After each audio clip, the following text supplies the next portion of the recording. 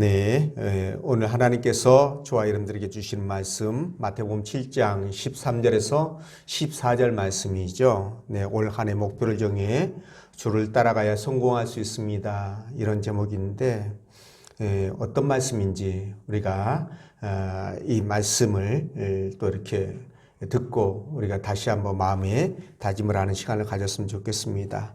자, 이제 2022년에 새 아침이 열렸습니다. 새해 첫 주 예배를 하나님 앞에 드리는 이 축복의 자리에 우리가 지금 와 있다라는 것에 감사한 마음입니다. 사실 영적으로 보면 이 예배의 자리에 아무나 참석할 수 있는 부분이 아닌 거 여러분도 아실 것입니다. 옛날 구약시대 때는요, 이방인들이 하나님 성전에서 예배를 드리고 싶어도 아무리 드리고 싶어도 절대 그들은 성전에 출입할 수가 없었고 또 예배를 드릴 수가 없었습니다. 그런데 오늘날 우리는 예수님의 공로로 언제라도 이렇게 예배를 드릴 수 있는 이런 특권과 은혜를 받게 되었죠. 그래서 아무나 아무 공로도 없이 우리가 아무 공로도 없이 이런 은혜와 특권을 받다 보니까 사실 많은 사람들이 이게 얼마나 귀하고 또 얼마나 큰 축복인지를 모르는 사람들이 많습니다.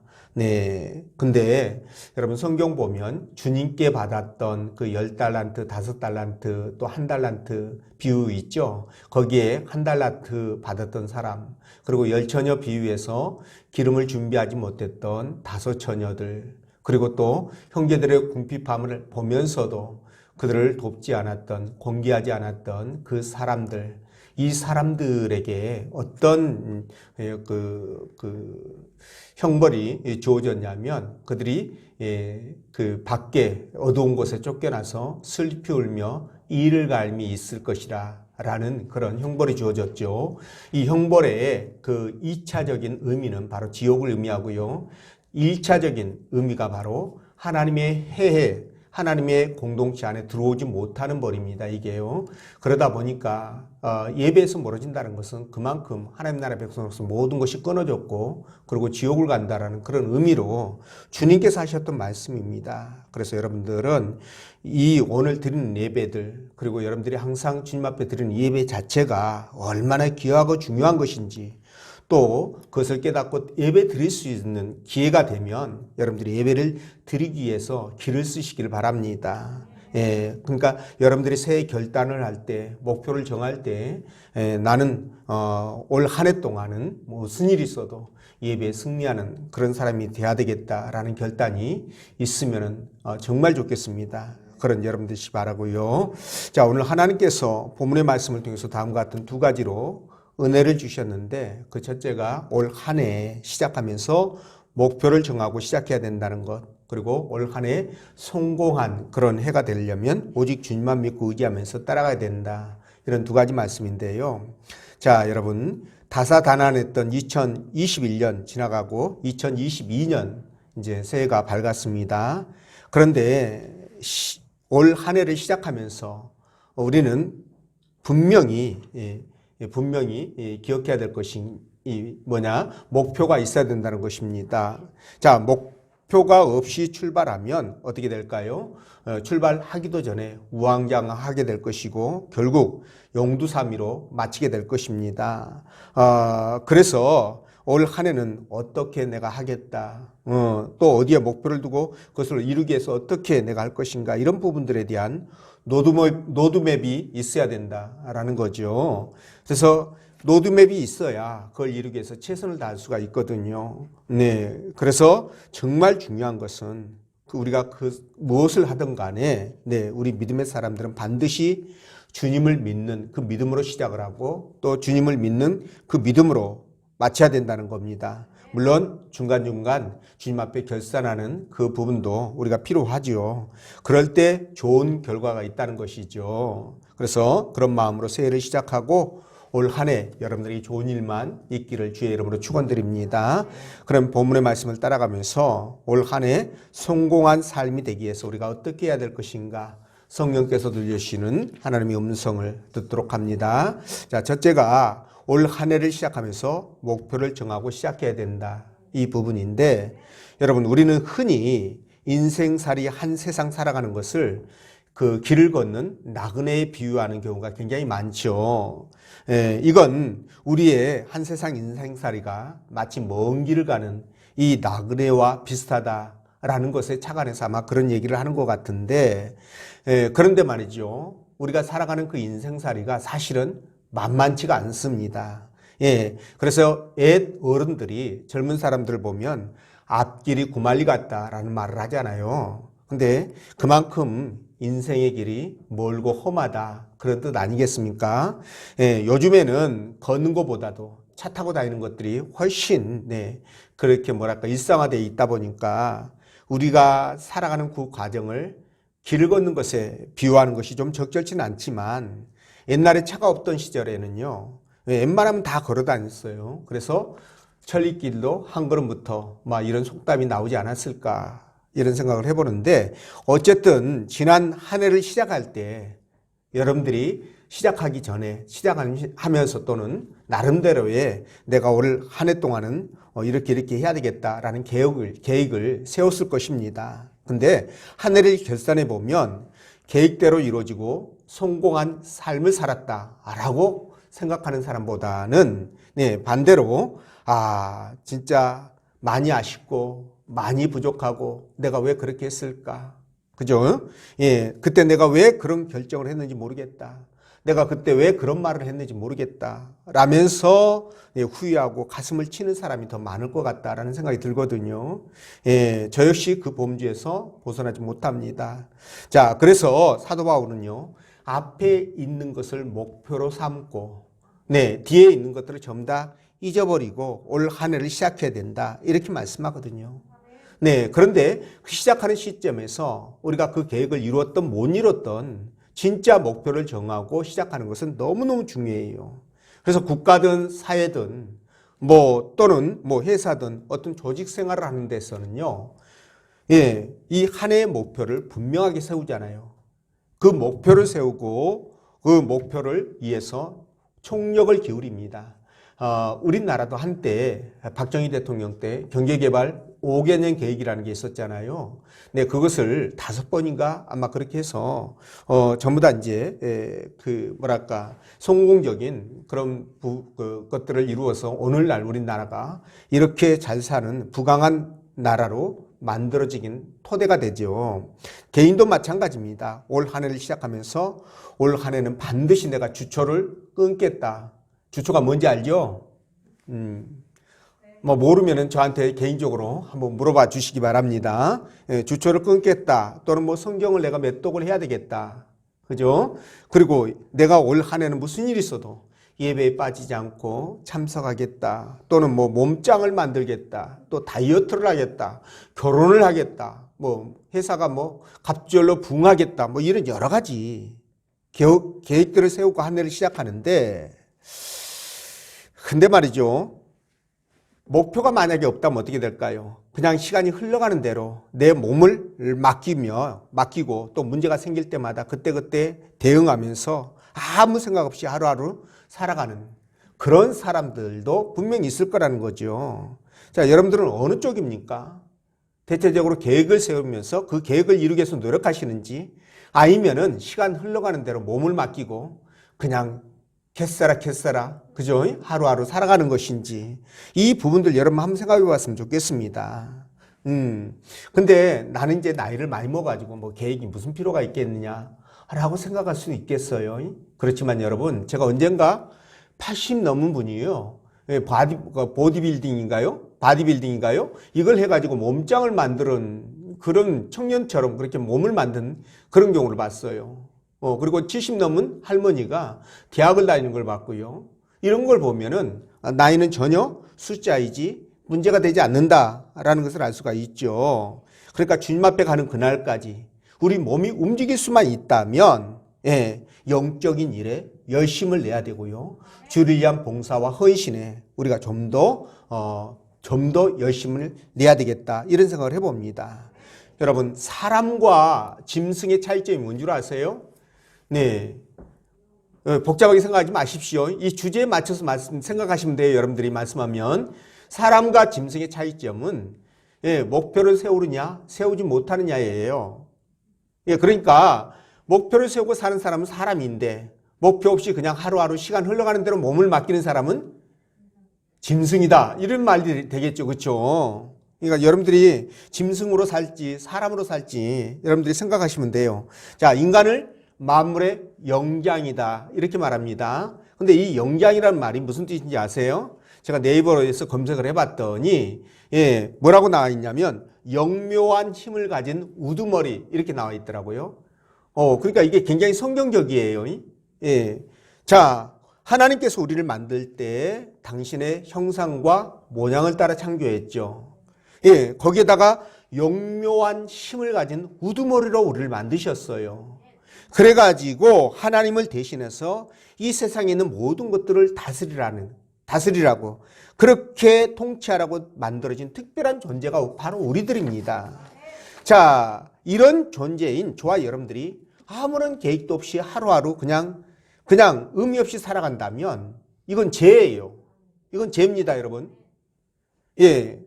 그래서 우리는 계획을 갖고 살아야 되는데 우리가 말이죠. 어디를 여행할 때 목표를 정하고 가잖아요.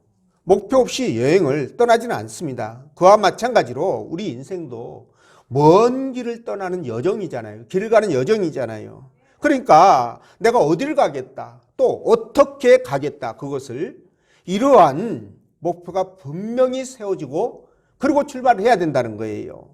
네, 그렇지 않으면 10중 8구 중간에 길을 잃겠지요.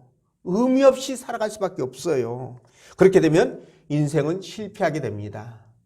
이 부분을 여러분들에게 말씀을 드립니다. 그렇기 때문에 길을 가든지 우리가 인생의 여정을 걸어가든지 반드시 뭐가 있어야 된다? 목표가 있어야 된다. 자, 그렇다면 여러분들은 올 한 해 목표를 세울 때 무엇을 가장 고려해서 세울 것인가? 이 부분도 우리가 생각을 해봐야 되겠죠. 자, 그런데 저와 여러분들은 세상 사람이 아니에요. 신앙인입니다. 신앙이기 때문에 가장 먼저 여러분들이 고려해야 될 사항이 뭐냐? 하나님과의 관계를 최우선으로 해야 한다는 거예요. 이게 우리의 목표의 우선순위가 돼야 됩니다. 여러분, 왜 그럴까요? 왜 하나님과의 관계를 최우선으로 해야 됩니까? 우리 신앙인들은요, 하나님과의 관계가 바르게 될 때 형통합니다. 모든 것들이 물 흐르듯이 술술술 이렇게 풀려나가거든요. 그런데 하나님과의 관계가 꼬이면 어떻게 될까요?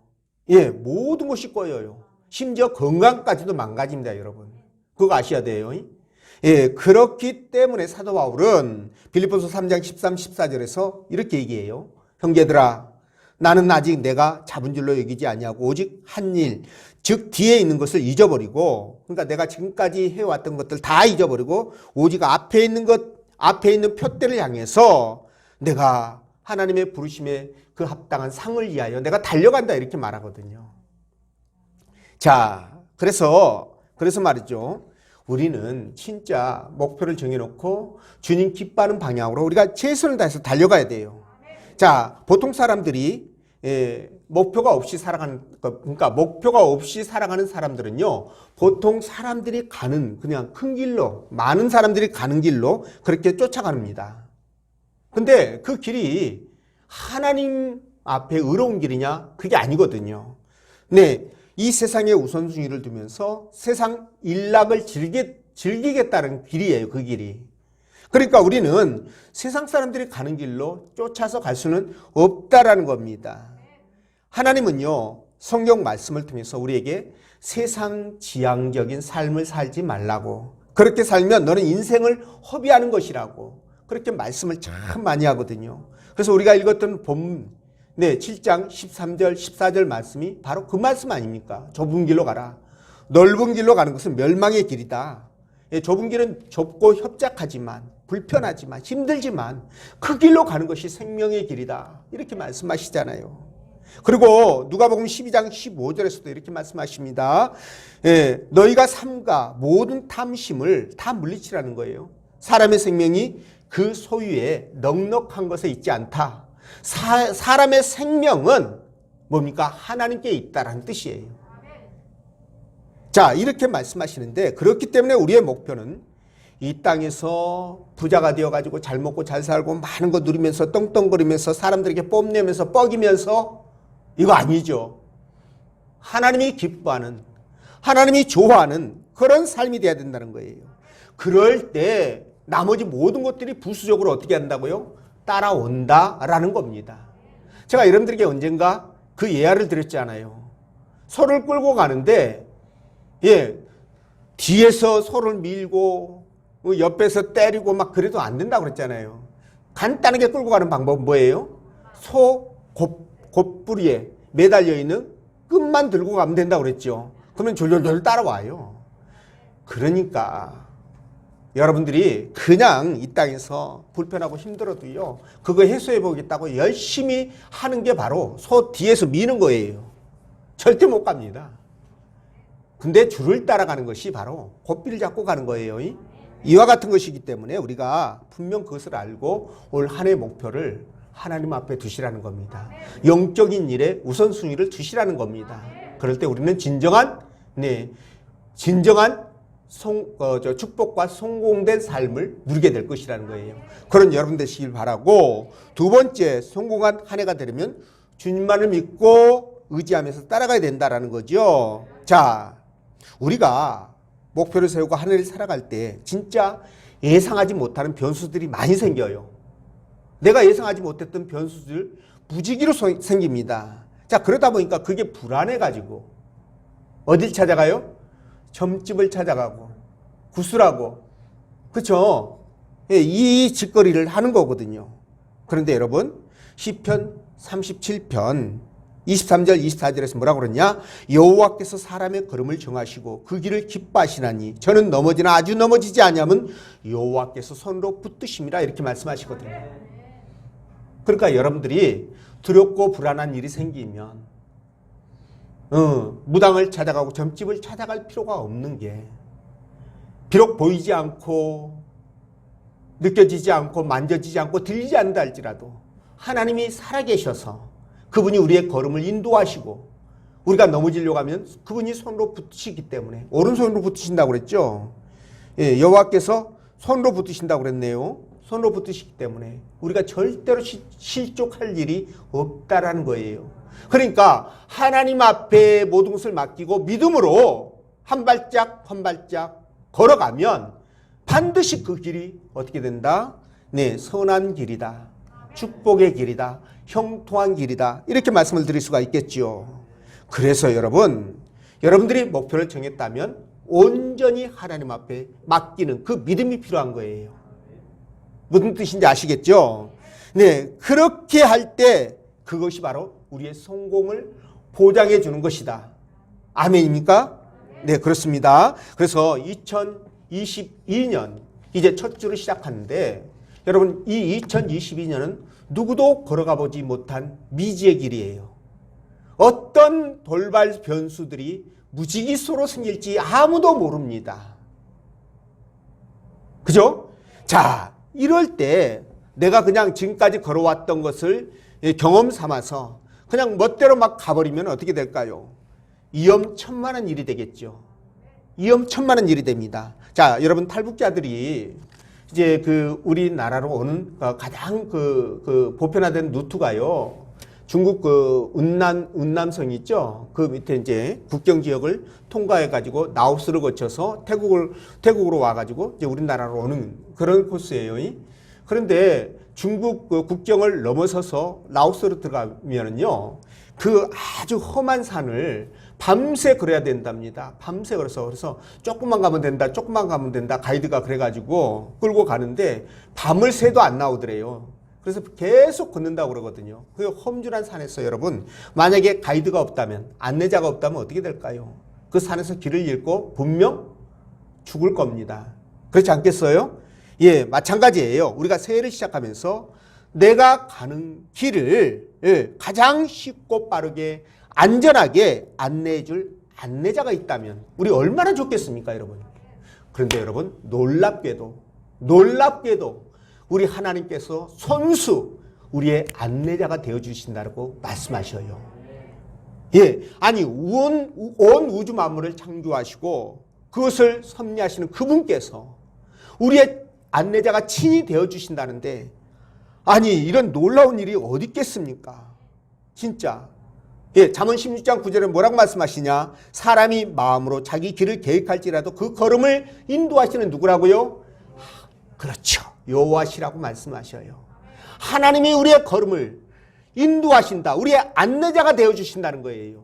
그러니 여러분, 우리가 고민하고 근심할 이유가 뭐가 있겠습니까? 걱정할 이유가 뭐가 있겠습니까? 여러분, 어떠한 문제가 생긴다 할지라도 우리는 두려워할 이유가 없는 거예요. 걱정할 이유가 없는 거예요. 왜? 전지전능하신 하나님이 우리의 길을 인도해 주시는 안내자가 되기 때문에 그렇습니다. 자, 여러분, 영광도 이런 영광이 없어요. 한낱 미물에 불과한 저와 여러분들을 진짜 영존하시고 어미로우신 그분께서 인도하신다니, 이와 같은 축복이 어디 있습니까? 잠언 3장 6절에서 이렇게 말씀합니다. 너는 범사의 그를 인정하라. 그리하면 내 길을 지도하시리라. 지도하신다, 인도하신다 똑같은 말이겠죠. 자, 여러분, 우리가 범사의 하나님을 인정하기만 하면 돼요. 그게 조건이에요. 인도함을 받는 데 있어서, 하나님이 우리의 안내자가 되어주는 데 있어서 조건이 뭐다? 그를 인정하는 거예요. 그를 믿고 신뢰하는 거예요. 그를 따르는 거예요. 그럴 때 하나님이 어떻게 하신다? 우리를 인도해 주신다, 지도해 주신다, 이렇게 말씀하는 겁니다. 자, 여러분, 우리가 믿기만 하면, 그분을 의지하기만 하면 그분이 다 알아서 해준다잖아요. 그분이 다 알아서 해준다 되잖아요. 그런데 지금까지 내가 살아왔던 경험만을 믿고요, 내 마음대로 하겠다, 내가 내 삶의 주도권을 갖고 살아가겠다, 이거 진짜 위험한 일입니다. 우리는 초보예요. 우리가 60년, 70년 살아왔다 할지라도 초보 운전자입니다. 무엇에 대해서? 2022년을 새롭게 시작하는 이 시점에서는 초보 운전이에요. 그런데 이 초보 운전자가 내 인생을 내 마음대로 하겠다? 이와 같이 무모한 일이 어디 있겠습니까? 이거 안 될 일입니다. 그리고요, 우리 하나님께서 진짜 저와 여러분들을 인도하신다는 것을 믿고 그분을 따른다면 진짜 중요한 것을 하나 더 얻게 되는데, 그게 뭐냐? 바로 겸손이라는 덕목입니다. 여러분 생각해 보십시오. 내가 잘해가지고 내 인생 성공한 것이 아니라 그분께서 인도하셨기 때문에 성공했다. 자, 그러면 이게 내 공로가 아니죠. 내가 잘해서 한 거 아니니까 내 공로 아닙니다. 그러면 누구 은혜예요? 하나님의 은혜예요. 그러니까 자동적으로 아무리 성공하고 아무리 잘되고 잘나도 겸손해질 수밖에 없는 거예요. 이 부분이 덤으로 따라오게 됩니다. 얼마나 감사합니까? 네, 그래서 여러분들에게 말씀을 드려요. 우리 믿음의 사람들은 하나님과 관계가 뭐여야 된다? 최우선순위가 돼야 된다는 거예요. 여러분들 제발 이것 좀 깨달으십시오. 하나님과의 관계가 우선순위가 되어야, 예수 그리스도 안에서 하나님과의 관계가 온전해져야 그 나머지 것들은 자동으로 이루어진다니까요. 아니, 소 곱비 잡고 가는 것과 똑같다니까요. 그냥 황소, 우리가 황소 같은 뭐 이런 표현 쓰잖아요. 진짜 그 황소가 따라온다니까요. 코끼리도 마찬가지예요. 코끼리도, 소보다 더 큰 코끼리도요, 곱비만 잡으면 그냥 졸졸졸 따라와요. 이런 역사가 일어나는 것입니다. 여러분, 요셉 보십시오. 그 요셉의 그 생을 보면 청소년 시절 그리고 청년 시절이 굉장히 암울했어요. 하나님을 원망하고 비난하고 불평불만을 한다 하더라도 누구도 그를 요셉을 비난할 수 없을 만큼 정말 암울한 삶이었잖아요.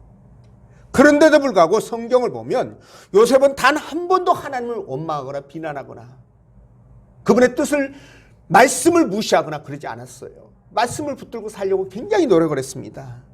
여러분, 그 결과 어떻게 됐을까요? 하나님이 그를 정말 높이 세워가지고 부와 명예와 영광까지, 아니 그의 후손들까지 잘 먹고 잘 살 수 있도록 모든 것을 풀세트로 어떻게 했어요? 준비해 주셨던 거예요. 기억하시잖아요. 다윗도 마찬가지입니다. 여러분, 다윗도 사울왕에게 쫓겨가지고요 10년이 넘도록 그 광야에서 풍찬노숙을 하면서 그 힘들고 애로웠던 시절, 고통의 세월을 겪을 때, 그때 다윗이 하나님을 원망하고 신앙이 떨어졌나요? 아예 하나님이 없나배? 내가 하나님 앞에 어떻게 했는데 오늘 내가 이런 수모를 당하고 멸시를 당하고 무시를 당하고 쫄딱 망해가지고 아무것도 가진 것 없이 이렇게 힘들게 살아가야 되느냐. 하나님이 있어 없어. 내가 저런 하나님 내가 절대로 안 믿는다. 이렇게 하지 않았잖아요. 그럼에도 불구하고 다윗은요.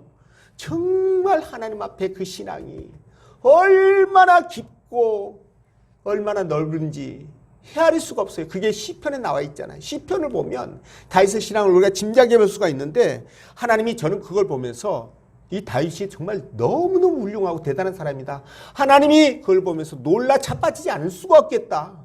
그에게 복을 주지 않을 수가 없겠다. 이런 생각이 막 저절로 드는 거예요. 역시나 하나님은 그를 사울 다음 제2대 이스라엘 왕으로 세우잖아요. 통일왕 갈라지기 전에 큰 나라의 왕으로 세우잖아요. 그리고 그의 허리에서 뭐가 나왔다? 예수 그리스도가 나오는 어마어마한 축복을 그가 받게 됩니다. 자, 여러분, 그래서 여러분들께 말씀을 드려요. 올 한 해에 우리가 이 세상을 살아갈 때, 올 한 해를 살아갈 때 진짜 우리의 목표는 예수 그리스도를 믿고 의지하면서 따라가는 거예요. 그분 앞에 우리의 신앙을 신실하게 만들어가는 거예요. 여러분, 제발 여러분들 깨달으시기 바랍니다. 여러분들 스스로 나가서 내가 뭘 해봐야 되겠다. 하나님을 떠나서 하는 거. 만약에 여러분들이 구원받은 백성이라고 한다면 그거 전부 다 허사예요. 더 힘들어질 뿐이에요. 그런데 여러분들이 구원받지 않은 세상 사람이라면 괜찮습니다. 아무 상관없어요. 그래서 여러분들이 진짜 무엇을 하든지 고린도서 10장 31절 먹든지 마시든지 무엇을 해라? 하나님의 영광을 위해서 하라. 이 말씀이 맞는 거예요. 그렇게 할 때 따라온다니까요. 속 곧비 잡고 가는 거라니까요. 줄 잡고. 그리고 로마서 14장 8절에서 이렇게 말씀하시잖아요. 우리가 살아도 주를 위해서 살고 죽어도 주를 위해서 죽나니. 와, 진짜 멋지죠. 우리가 살아도 주를 위해서 살고 죽어도 주를 위해서. 여러분들이 신앙의 고백이 되길 바랍니다. 사나 죽으나 우리가 주의 것이로다. 내 몸이 내 거 아니에요. 착각하지 마십시오. 내가 가지고 있는 것이 내 거 아니에요. 그런데도 불구하고 착각하면서 내 건 내 것이라고, 내 몸 내 거라고, 주님보다도 내 몸을 더 생각하고요. 아니, 교회 안 나오는데 아파가지고 안 나오는 게 또 모르겠어요. 끼가 있어서 못 나오는데, 끼가 있어서. 뭔 끼? 그렇지, 감기 기운이 있어서 몸이 어디 살짝 아프려고 하는 것 같아서. 이러면 되겠습니까, 여러분? 올 한 해는 최소한 여러분들 통기부스 하고 나서 못 오는 거는 하나님도 이해하실 것 같아요. 그 전에는 나오셔야 됩니다. 이런 결단이 있어야 여러분 복을 받지요. 이런 결단도 없이 어떻게 여러분들이 삶이 나아지길 원하십니까? 복을 받길 원하십니까? 이건 말이 안 되잖아요. 하나님이 살아계신다고 한다면 그게 불가능한 일입니다. 그래서 여러분, 우리가 2022년을 살아가면서요, 이 부분을 꼭 명심해야 됩니다. 그래서 주님도 말씀하시기를 당신의 발자취를 따라오라고 얘기를 해요. 발자취를 따라오라. 네, 그게 베드로전서 2장 21절 말씀인데, 발자취를 따라오라. 여러분, 근데 주님 발자취를 따라가는 게 쉬운가요? 보통 사람이 할 수 있는 것이 아니잖아요. 근데도 불구하고 따라오라고 얘기를 해요. 최선의 노력을 경주해라, 이 말이겠죠. 그런데 여러분, 생각해 보십시오. 우리가 주님을 위해서 따라가는 것이 진짜 고난 오는 것을 그대로 다 받고요.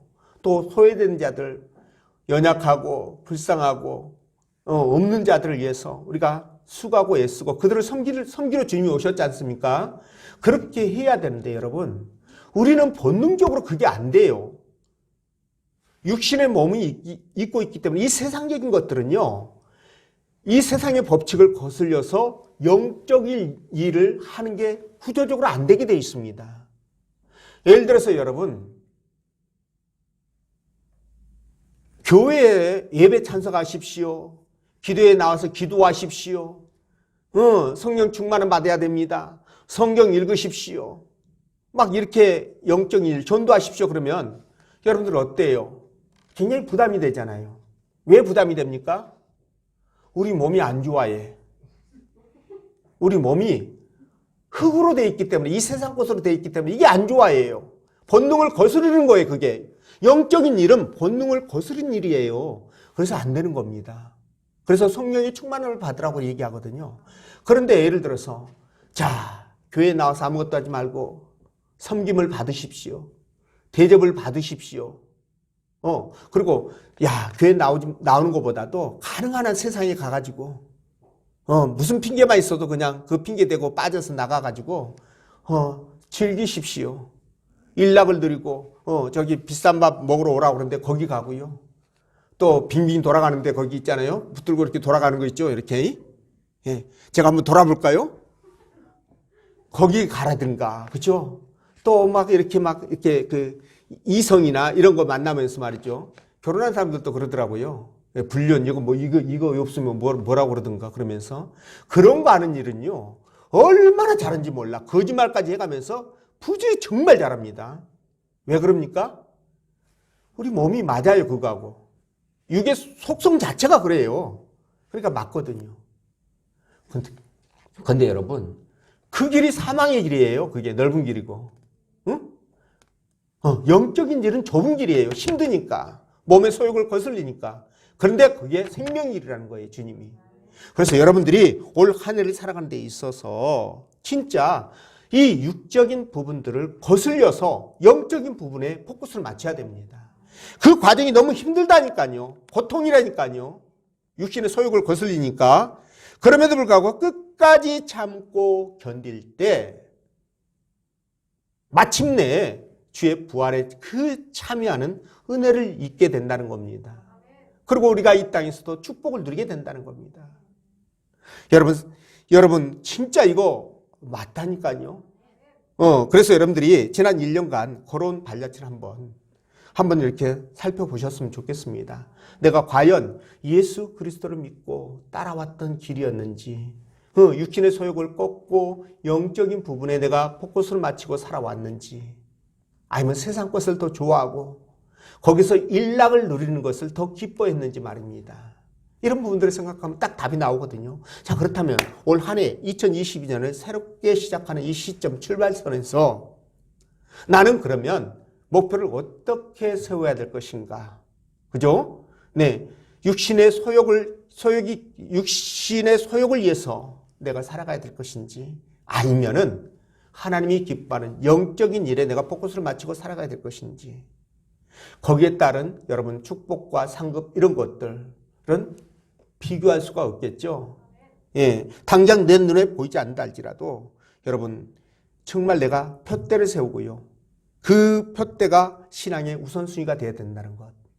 네, 그렇게 갈 때 저와 여러분들을 하나님께서 당신의 강한 오른팔로 붙들어 주실 것입니다. 여러분 믿으십시오. 하나님 살아계시잖아요. 그런 삶에 대해서 하나님 보증을 해주시는 거예요. 성공적인 삶으로 인도해 주시는 것입니다. 믿으시죠? 그래서 올 한 해 여러분들이 한번 결단을 한번 했으면 좋겠습니다. 여러분들이 내가 하나님 앞에 어떤 모습으로 내가 이것만은 내가 작년까지는 못했는데 이것만큼은 내가 해서 하나님을 기쁘게 해드리겠다. 벼룩이도 낯짝이 있다는 말이 있잖아요. 내가 하나님 앞에 아무것도 심지도 않고 내가 그렇게 하나님과 상관없이 세상 우선순위로 살았는데 기도 응답 안 해준다고 삐지고 보고 안 준다고 삐지고 뭐 어쨌다고 삐지고 이럴 자격이 있나요? 아니잖아요. 여러분 해놓고 좀 하나님 앞에 내가 정말 올 한 해 결단하고 한번 이것만큼 내가 지켜서 하나님 앞에 쇼부를 봐야 되겠다. 여러분 쇼단 알죠? 쇼당이라고 그러나요? 네, 쇼분가 쇼당인가 뭐 그렇게 하는데 여러분 한번 쇼당 한번 걸어보세요. 여러분 저는 살아계신 분이기 때문에 나는 그걸 절대적으로 믿기 때문에 반드시 역사하실 것이라고 믿습니다. 그래서 여러분들이 올 2022년도에는 진짜 여러분들의 해가 되기를 주의 이름으로 축원드립니다. 기도하겠습니다.